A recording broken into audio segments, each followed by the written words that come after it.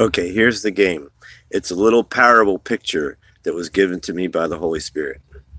You've got children, and you buy them some brand new awesome sneakers, some tennis shoes. And before you give your children the tennis shoes, you take the shoelaces and you cut them off just a half an inch above the top eyelet. You cut off the ends of the shoelaces. You give your children their sneakers and they put them on and they go running around and their shoes fall off and they have problems with them. And the shoelaces kind of come out of the holes and they're so short that you can't really get them back up. And I mean, honestly, the whole picture is just ridiculous. You buy your children sneakers and you cut off the most essential tool of the whole shoe, which is to keep the shoe on the foot. It's a sneaker. You're supposed to run with them. Okay, the Holy Spirit says this is the exact parallel to the culturalized church at large being taken over by kings and presidents and large groups of people and peer groups that want to be comfortable, cutting out the most important part of gathering together. Once you're immersed in water, immersed in the Holy Spirit, immersed in Jesus's teaching, and willing to be immersed in suffering, even torture and death for Jesus, once you're immersed in all those things, the Holy of Holies of the New Covenant is coming together full of happiness, full of celebration that death has no sting. And we take off the mask of the world and we share our hearts. The shepherd, the grandpop heart, the local person who is not a big business person running congregational meetings, but a person who sits in a home. All the meetings are in homes. When you meet to find out what the Holy Spirit is doing, you meet in homes. And every time you come together, even when you've got visitors, the elder, the shepherd, the wise one says, do you feel completely at peace with God? Is there anything God's asking you to do that you're finding trouble doing? Because we'll help you. We'll come together with you. If you need to speak to someone or deal with the situation, or if you're called in a certain area that feels scary. Jesus was called into a scary cross situation. And he hung in there and he did it alone. But we're not perfect and we're not Jesus. We need to team up together and help one another through our difficulties and faults. So if we don't know what one another are struggling with in the hidden conscience and heart place, the whole game is messed up. I mean, and it's so messed up. Do you understand that Jesus taught the apostles that every time you come together, first you must cleanse your hearts? We don't have to dip in a gigantic bathtub with the ashes of the red heifer on it, take off street clothes, and then put on special clothes to go into God's presence. No, but we must cleanse our hearts. And if the children are not raised with the practice of hearing mommy and daddy saying, okay, God was asking daddy to do this certain thing and I didn't take care of it, and a person had problems because daddy didn't obey the Holy Spirit, or I've been harboring bitterness and it's been causing problems. When the children hear how to admit faults, when the children hear their parents watching over the areas of their lives where they tend to be weak or wicked and celebrating, okay, there's this one area where I'm just stupid and I don't know why I'm still stupid. God shows me there's a spirit that's around me and I don't get to be Jesus. There's still some areas where I'm not so good. So I have to watch over that area. Okay, everybody, I had problems in this area again. Please pray for me. Here's what I need. If we do not admit our faults when we come together, guess what? We are actually not being the church, the quote unquote church of Jesus Christ. And I mean, I am so weary of Christians who are not like fascinated, motivated, enthusiastic about this part of our life that he has called me.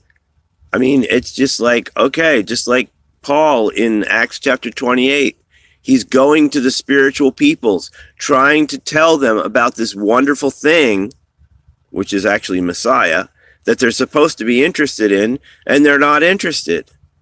Well, I'm going around talking about the first thing that we're supposed to do, and it's been cut off. It's just gone.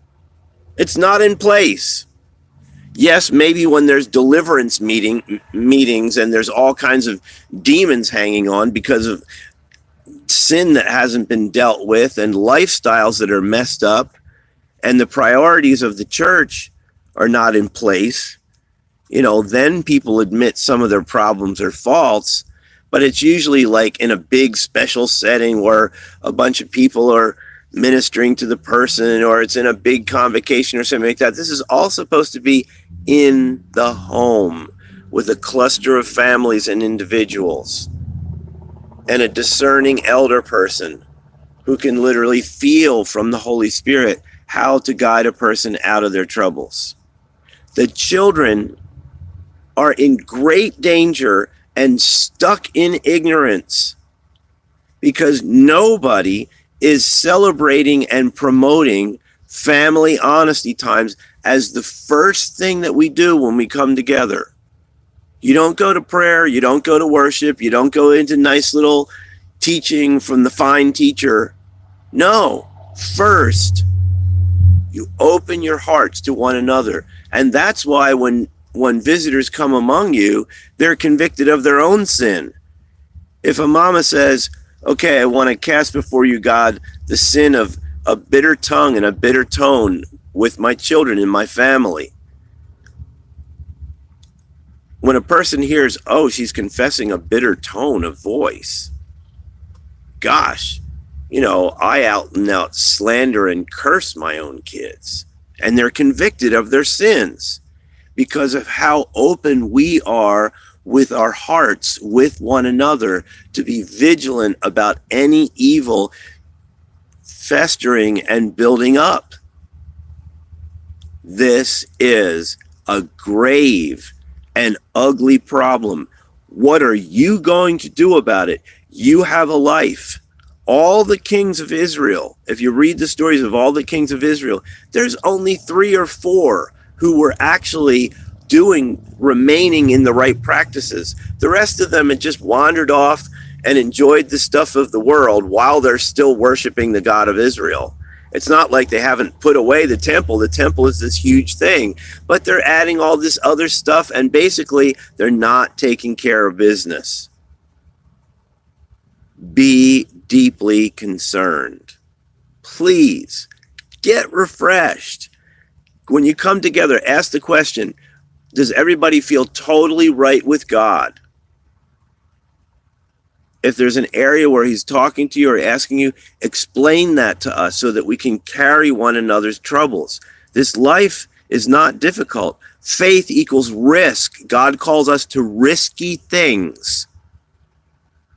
Risky things. And in even the roles of the genders, most people don't realize that every female human being should be seen by God and the angels as actually personally assisting with a specific family and a specific male human being who is going forward in the work of God, or a pair of male human beings who are going forward in the work of God. It's not like, a woman will be lost. if she isn't on team with a family or a man and his ministry.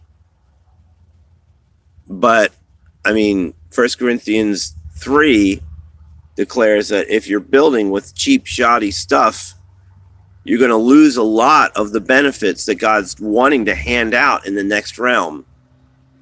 Now that you are saved, there is a challenge to actually pay the emotional price and risk to do things that are noble and excellent. And the frontline emotional price is to actually cleanse our hearts together. Do you feel completely right with God? And do you feel completely at peace with all human beings? If not, we must first talk about these things, because that is more important than just going to prayer. And do not go to prayer with an evil or troubled conscience or with unconfessed sin that needs to be dealt with and prayed over. And we don't go into communion without first admitting our faults.